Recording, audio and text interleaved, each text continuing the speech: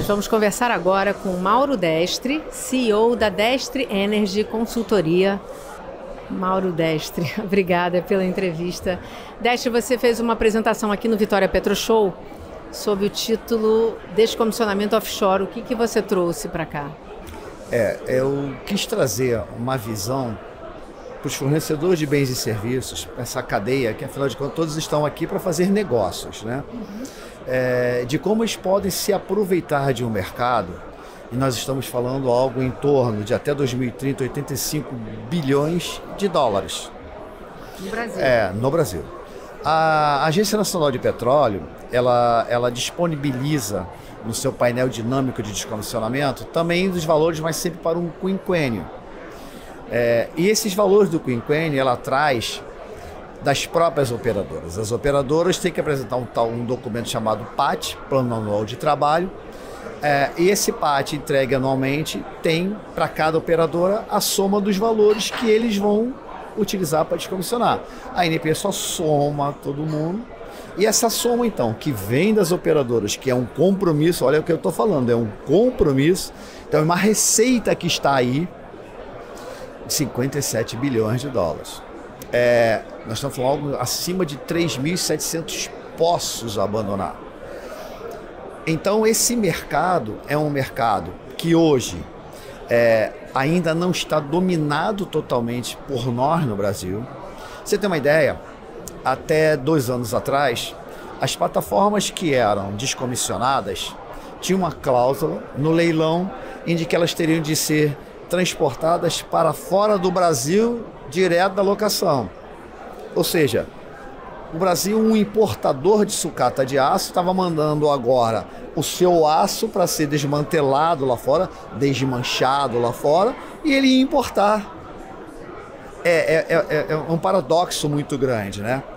Bom, então o que eu trouxe foi essa visão do que vai ser. Nós falamos em 14 plataformas móveis, que eu chamo, são as SS, os FPSOs, né? Estamos falando em quase 28 fixas, algo em torno de quase 3.000 quilômetros de linhas e dutos, que vão ser 500 mil toneladas de sucata de aço, que estão para ser descomissionadas até 2030. Trouxe também uma visão para o mercado específico do Espírito Santo, tá? De todos esses valores. O Espírito Santo, que muitos dizem, bom, mas só isso? Não, é muito dinheiro. Nós estamos falando de 1,82 bilhão de reais nos próximos 4 anos. Só aqui? Só aqui para o Espírito Santo. Aí aproveitei também, dei uma pincelada, porque me doeu, eu usei essa expressão aqui, me doeu como carioca, né, como estando aqui, não que o Brasil não seja um só, mas nós vemos que a P-32 e a P-33, unidades que estão aqui do nosso lado da Bacia de Campos, serem transportadas lá para um estaleiro do Rio Grande do Sul para ser desmantelada lá. E doeu por quê? Porque significa que nós aqui não estamos preparados para receber. Aqui em Vitória, Espírito Santo, perdão, nós temos 4 grandes estaleiros, né? Nós temos a Inmetânia, sem nenhuma propaganda de ninguém, é só o nome dos estaleiros, tá? Tem o da Jurong, que não vão trabalhar com descomissionamento a princípio, pelo que você ouviu falar. Nós temos a Vport, que também está em Aracruz, e nós temos a Nova Holanda.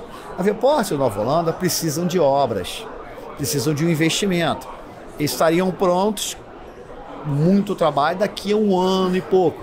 Já perderemos 3 ou 4 plataformas nesse 1 ano e pouco. Mas tem que começar.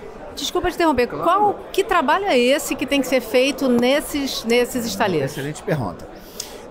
Quando chegam vamos falar então primeiro das plataformas. A plataforma chega.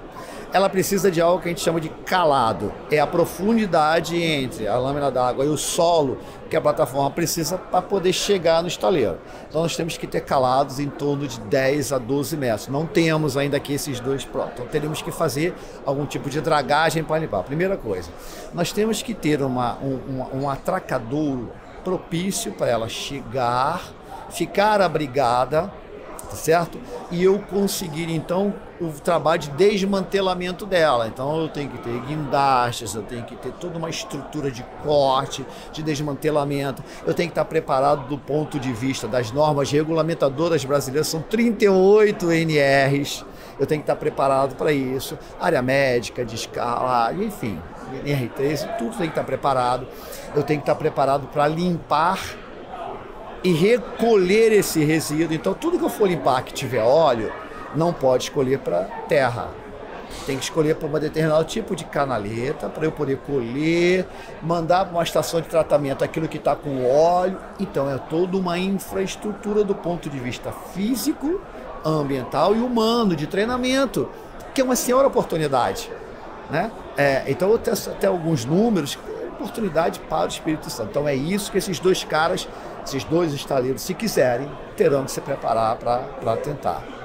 Um pouco sobre uma diferença, inclusive, sobre descomissionamento, desmantelamento, que a gente conversava antes de começar a entrevista. Se eu estiver falando muito com as mãos, eu sou professor não tem jeito, a gente está o tempo inteiro, aqui o quadro, né? O descomissionamento, isso é importante, muito obrigado pela pergunta. Ele vai desde a plataforma, as suas linhas que estão aqui no fundo, tá? Todo esse trabalho de retirar a plataforma, as linhas, botar nas embarcações, levar até os limites do estaleiro, eu estou descomissionando. Quando eu chego no estaleiro, que eu vou começar a segregar o que é madeira, o que é plástico, o que é por tipo de metal, enfim, que eu começo a separar, que eu gosto de brincar em montinhos diferentes, eu estou desmantelando, eu estou descaracterizando aquilo da gente que era. Como se a gente pegasse uma cadeira que está aqui dessa e quebrasse ela toda, separasse toda ela. Espuma, plástico, borracha, ferro. Esse é o desmantelar.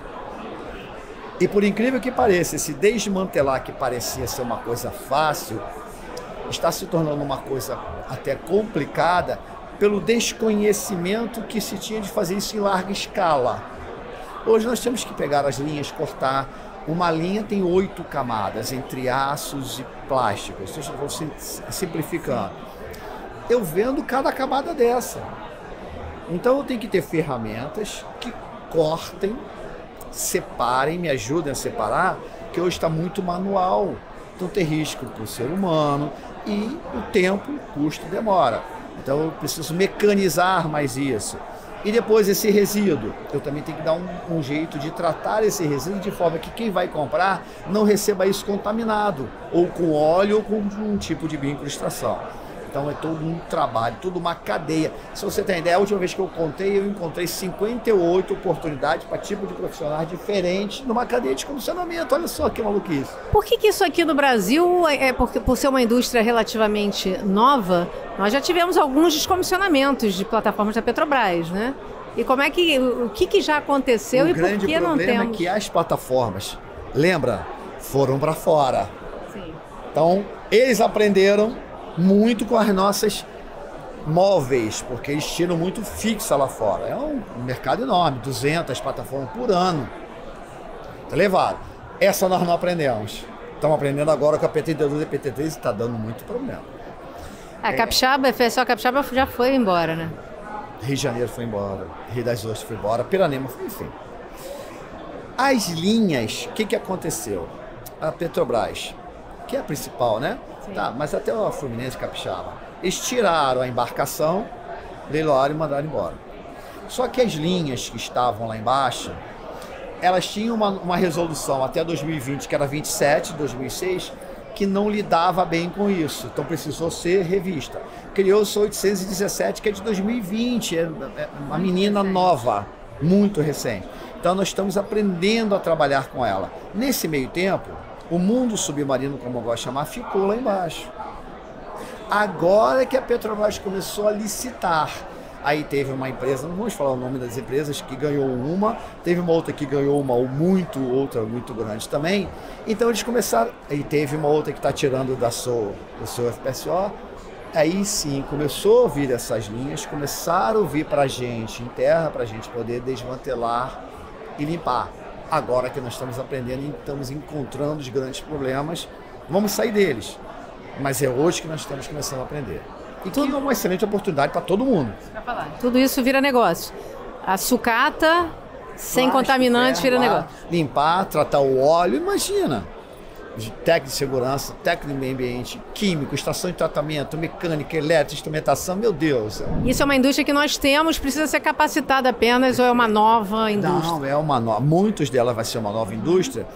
E pensa, mesmo o técnico de químico ou engenheiro químico, ele vai ter que fazer muitos testes para limpar isso que até então ele não conhecia.